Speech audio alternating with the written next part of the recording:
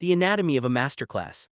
On January 17, 1781, a British officer named Lieutenant Colonel Banastre Tarleton rode toward a small cattle grazing field in upstate South Carolina with over 1,000 of the best trained, most disciplined soldiers in the British Army.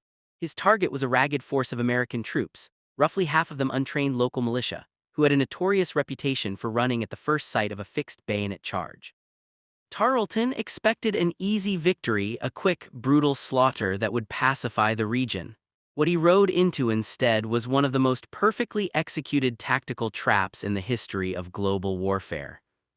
Within a single hour, his elite force would be completely shattered, suffering an 80% casualty and capture rate. The man who designed this trap, a backwoods general with absolutely no formal military education, would deliver a tactical masterclass that officers still study at West Point today. How did a group of farmers, shopkeepers, and part-time soldiers manage to completely annihilate a professional British fighting force in under 60 minutes? The answer lies not in superior firepower, but in an extraordinary understanding of human psychology, revolutionary leadership, and the exploitation of an enemy's fatal arrogance. The Southern Nightmare. South Carolina in late 1780 was an absolute nightmare for the American cause. The war in the North had devolved into a bitter stalemate, prompting the British ministry to pivot to a Southern strategy. The plan was to capture the Southern colonies, rally the supposedly massive numbers of loyalist citizens, and crush the rebellion from the bottom up.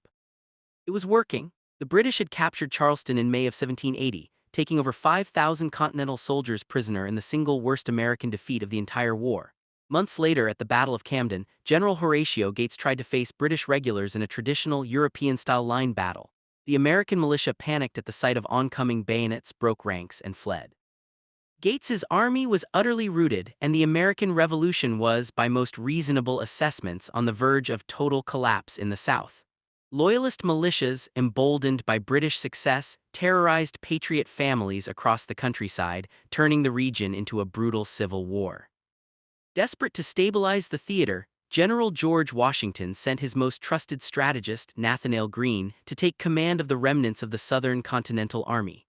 What Greene found when he arrived was barely an army at all, roughly 1,400 starving, poorly equipped, and demoralized regulars spread across the Carolina backcountry. Faced with an overwhelming force led by British Commander Lord Cornwallis, Greene made a decision that most contemporary military commanders would have called insane. Instead of keeping his tiny army together to avoid being picked off, he split his force in two. He sent about 600 troops west under the command of Brigadier General Daniel Morgan. The objective was to threaten British outposts, hearten the local populace, and force Cornwallis to divide his own forces. The Backwoods General. Brigadier General Daniel Morgan was not your typical 18th century general. He had no wealthy family, no aristocratic connections, and no formal training in European military academies.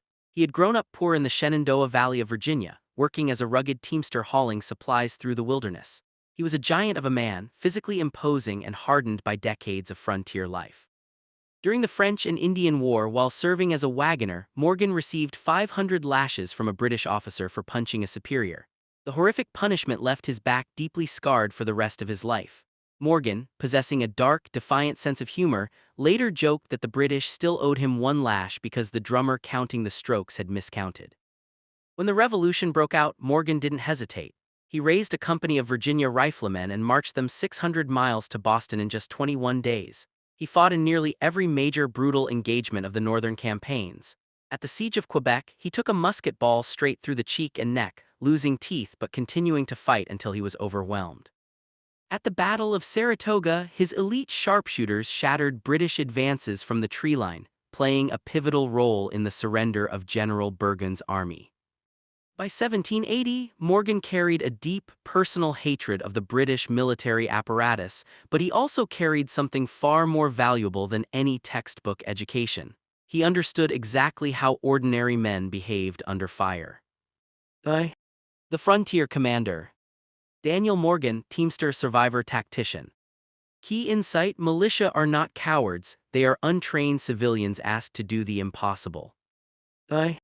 Morgan had watched Virginia and Pennsylvania riflemen perform miracles when hidden behind trees, but he had also watched militia units panic and flee in open fields when faced with a wall of shiny British bayonets.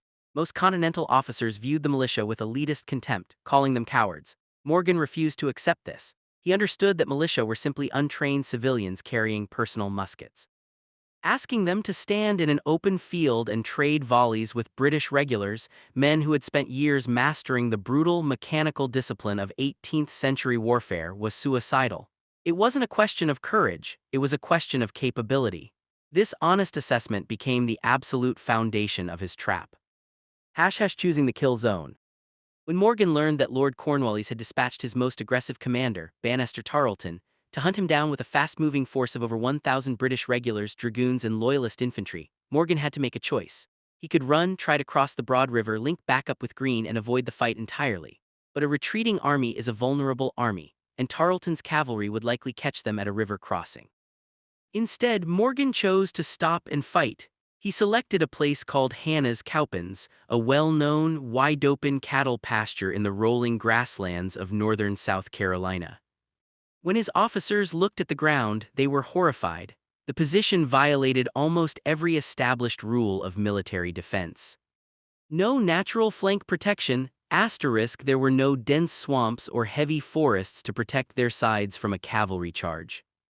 A river at their backs, the Broad River sat roughly 5 miles behind them, cutting off any possible route of retreat. If they lost, they would be driven into the water and drowned or slaughtered. Morgan chose this ground on purpose, and his reasoning was brilliant. He did not want his militia to have an escape route. He knew that if the militia saw an easy path to flee, they would take it the moment the fighting got intense. By putting a river at their backs, he removed the option entirely. He told his officers that if he crossed the river, half his militia would desert that very night.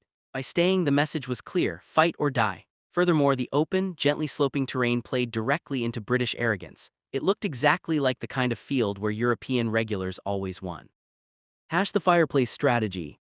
The night before the battle, Morgan did something almost completely unheard of for an 18th-century general. Instead of staying isolated in his tent drafting orders, he walked from campfire to campfire, personally explaining the plan to every single unit on the field. He didn't lecture them, he spoke to them as peers. He crouched down with groups of shivering, nervous militiamen, cracked jokes, bared his scarred back to show them what he had suffered at British hands, and calmly laid out exactly what he needed from them. He explicitly promised the militia that they would not be asked to stand against a bayonet charge. He told them he knew how they fought, and he only needed them to do something very specific, very simple, and entirely temporary.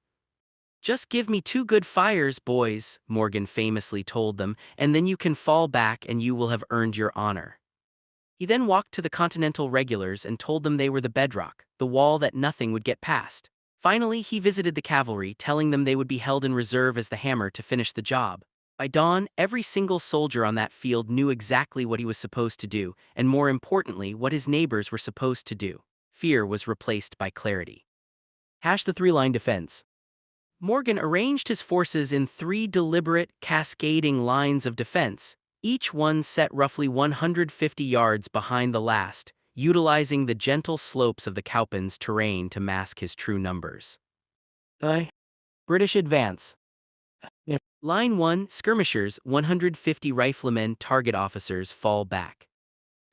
Line 2, main militia, 300 men, fire 2 volleys, feign retreat left. Line 3, Continental regulars, 450, the Anvil, hold the line. Hidden cavalry, 125 dragoons, the hammer flanking blow. Line 1, the Skirmishers. At the very front, Morgan placed a thin screen of about 150 select riflemen from Georgia and the Carolinas. These were frontier marksmen who used hunting rifles rather than smoothbore muskets. While muskets were inaccurate past 50 yards, these men could hit a target at 200 yards. Morgan's instruction to them was laser-focused: shoot the Epaulets, target the British officers on horseback. Disrupt their chain of command, fire a few rounds, and then fall back to the second line. Line 2, the main militia. The second line consisted of roughly 300 militia under the command of Colonel Andrew Pickens. This was where Morgan's psychological genius shone brightest. He did not ask these men to hold their ground to the death. He asked them to wait until the British got within 50 yards, fire 2 well-aimed volleys, and then turn around and walk away to the left, circling around the hill to reform in the rear. They were instructed to make it look like a retreat. Line 3, the bedrock. The third line was the backbone of the army, positioned on the first low rise of the hill. It consisted of about 450 hardened Continental regulars and disciplined Virginia state troops under Lieutenant Colonel John Eager Howard. These were professional soldiers trained to trade volleys and withstand bayonet charges. They were the Anvil. Hashish the hidden hammer. Completely hidden behind a second, reverse slope of the hill sat Lieutenant Colonel William Washington, a cousin of George Washington, with roughly 125 mounted Continental dragoons and cavalry. They were the killing blow that nobody would see coming until it was far too late. Tarleton's blind aggression. To understand why the trap worked so flawlessly, one must look through the eyes of Banastre Tarleton. At just 26 years old, Tarleton was aggressive to the point of utter recklessness. He was the most feared British cavalry commander in the colonies, known as Bloody Tarleton after his men cut down surrendering American soldiers at the Battle of Waxhaws. He believed entirely in speed, shock, and the psychological terror of the bayonet. Tarleton did not believe in caution, and he utterly despised American militia, believing they would always run. On the night of January 16, determined to catch Morgan before he could cross the Broad River, Tarleton roused his troops at 2:00 a.m. He forced them to march through pitch-black darkness, navigating freezing mud, swollen creeks, and rugged terrain for nearly 8 miles. By the time they reached the Cowpens at dawn, his men were exhausted, shivering, and hadn't eaten a hot meal in over 24 hours. Their horses were stumbling. Yet when Tarleton's scouts reported that Morgan was deployed on open ground with a river at his back, Tarleton saw only an easy victory. He assumed Morgan was trapped and desperate. Driven by ego and impatient for glory, Tarleton ordered an immediate attack. He refused to let his men rest, conducted no proper reconnaissance of the terrain behind the hill, and held no meaningful reserve. He deployed his infantry into a wide, imposing line and sent them forward into the pasture. The trap is sprung.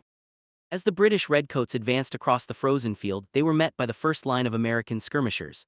Cracks of rifle fire echoed across the pasture. Frontier marksmen aimed directly at the officers. Within minutes, British captains, lieutenants, and sergeants began dropping from their horses. Their command structure immediately began to fray. Having delivered their damage, the skirmishers melted back into the second line exactly as choreographed. Tarleton's main infantry line pressed on, their boots crunching over the frost. Ahead of them, they saw the main militia line, a thin, unpolished formation of civilians. The drums beat the advance and the redcoats leveled their bayonets, letting out a terrifying shout as they surged forward. At 50 yards, Andrew Pickens gave the order to fire. The militia line erupted in a devastating, coordinated volley at point-blank range. Because the militia were aiming carefully, the lead rows of the British line were completely mowed down.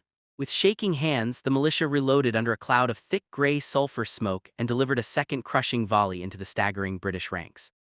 Then, following Morgan's exact script, the militia turned, broke formation, and began moving rapidly to the left, heading around the back of the hill. The moment of deception. British perspective, they are running, the line has broken, victory is ours.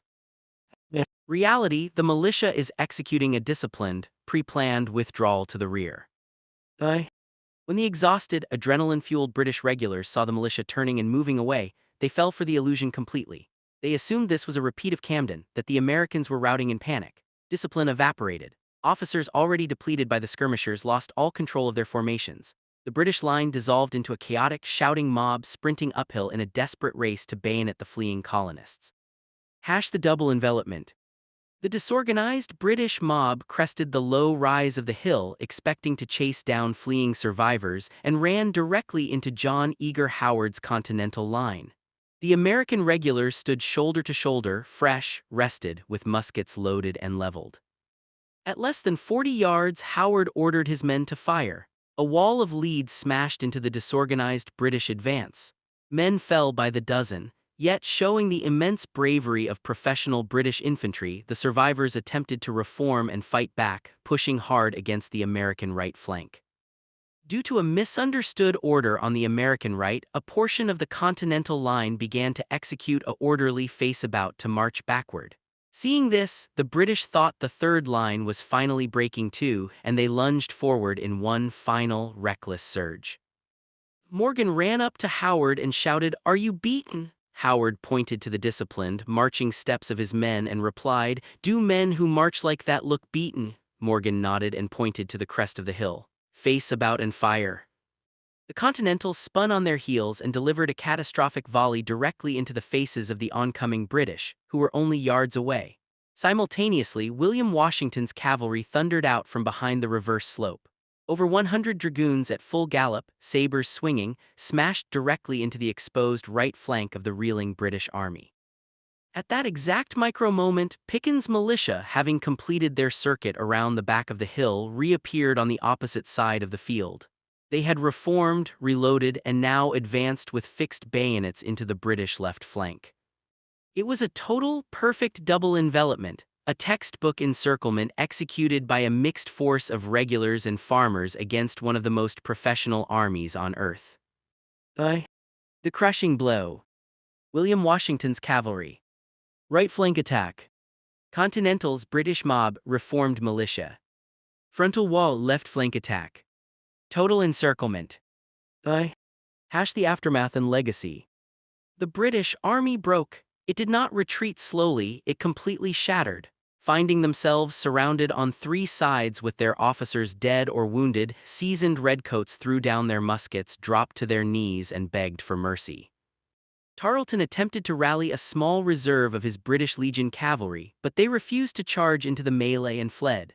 Tarleton himself clashed briefly and violently on horseback with William Washington, sabers clashing, pistols firing, before Tarleton spun his horse, broke free, and galloped off the field with a handful of survivors.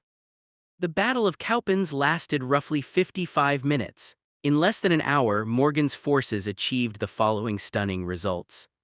Metric British forces, American forces. Total engaged -1 150 -1 000. Killed 110 12. Wounded 260. Captured 529 0. Casualty rate asterisk -73% -7%. Morgan did not just win a battle, he entirely destroyed Tarleton's command, capturing 2 British artillery pieces, 800 muskets, 35 supply wagons, and 100 dragoon horses. The psychological and strategic impact of Cowpens rippled across the entire Revolutionary War. It broke the back of the British strategy in the South. Lord Cornwallis lost his premier light infantry and his most aggressive scouting force in a single morning. Furious and desperate for revenge, Cornwallis burned his own heavy supply wagons in a frantic attempt to lighten his army and chase Morgan and Greene north. This desperate chase exhausted his troops, stripped him of logistics, and pulled him completely out of his safe bases of support in the Carolinas. It ultimately led Cornwallis straight to a small tobacco port on the Chesapeake Bay called Yorktown, Virginia **, where he was surrounded and forced to surrender his entire army in October of 1781, effectively winning independence for the United States. What makes Cowpens remarkable is how cleanly it worked. Daniel Morgan did not wish his army was something it wasn't. He didn't try to force untrained farmers to act like European regulars. Instead, he met his men where they were, accepted their limitations, gave them a job they could actually succeed at, and designed an entire masterpiece of military strategy around the certainty of their human nature. The retreat wasn't a failure of his plan. The retreat was the plan.